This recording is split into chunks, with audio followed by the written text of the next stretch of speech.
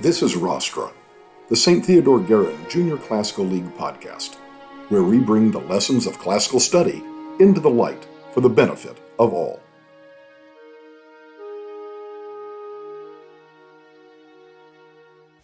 Welcome back to Rostra. As we've been going through these summer episodes of Season 0, we've been taking a look at why Latin in the 21st century. And one of the really important things about really any Latin class is that you get deep into Roman history.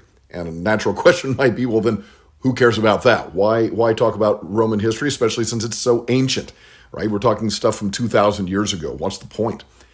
And there is a great point. In fact, Cicero, the great Roman orator and philosopher, once wrote, "Nescire autem quid antequam natus sis accideret, id est semper esse puerum," which means not to know what happened before you were born is to remain always a child. And there really is something to that. We learn from the past, both from the good and from the bad. We learn from those who've gone before us and the great things that they've accomplished. And we say, hey, we want to do more of that or build on their achievements.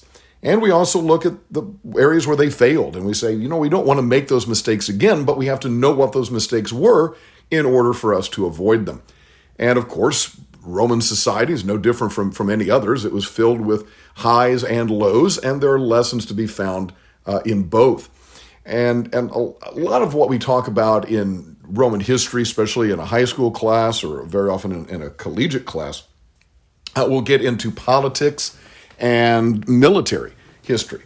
And you say, well, aren't those rather limited? Well, yes, but again, there are such great lessons that can be drawn from those, and particularly in the area of leadership. I'm always talking to students, high school students, university students, and I always point out to them, you will lead something someday, whether it's a Fortune 500 company or a Little League team, whether it's a committee in your company or your family. You're going to lead something someday, so learn how to do it. Learn from those who've gone before us, who've done it really well, and those who've done it really, really badly. Again, so that we can build on what was good and avoid the mistakes of the past. I think about Julius Caesar. Everybody thinks about Caesar when they think about ancient Rome, and you say, wow, he was assassinated. Obviously, he was a bad guy. He was a dictator. Okay, but let's look at that. What did he do that led to that? He alienated a lot of people, and he did some things that were good for some and not good for others. Why was it that after he was named dictator for life, his life turned out to be rather short? He was assassinated not long after that proclamation. But then his nephew, whom he adopted as his son, Octavian, who became the first Roman Emperor Augustus, went on to rule for a long period of time. In fact, had one of the longest reigns of the Roman emperors. Died of natural causes, which means he must not have been too bad a guy. He wasn't assassinated as so many of the others were. What were the differences between Caesar and Octavian? Why was the one ultimately seen not as a good leader at his time, but the other history seems to have seen as a better leader?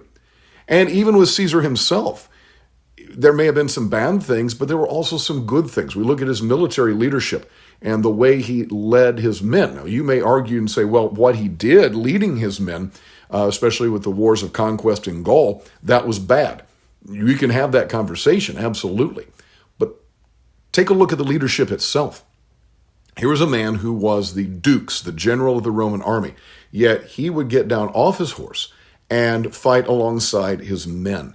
And it brought about great loyalty from his men when they saw their leader willing to take the same risks that they took, suffer the same things that they suffered, and we learn a great leadership lesson from that. Going back to the Emperor Augustus again and contrasting him for a moment with Alexander the Great, one of the Greek leaders that we hear so much about. Now, Alexander the Great was really that swashbuckling sort of hero, right? He just blazes across history, and yes, there were some horrible things that he did. We know this. I mean, he wiped the city of Thebes completely off the face of the earth. There were some horrible things, yet there is a certain excitement that goes along with with such a character, and almost becomes a character rather than a historical figure. And so a lot of people look to him and say, wow, what an interesting guy. And yet his empire fell apart upon his death. As soon as he died, his generals divided his empire up, and it was not a lasting thing. On the other hand, when Augustus died, the empire that he was building went on to last for another 500 years. So these are some of the things that we talk about as we get into Roman history, classical history, not ignoring the bad, drawing from the good, and hopefully learning some lessons for today. Thank you for listening to Rostra. You may check out all our episodes on Spotify and follow us on social media at GarinJCL. That's at GuerinJCL.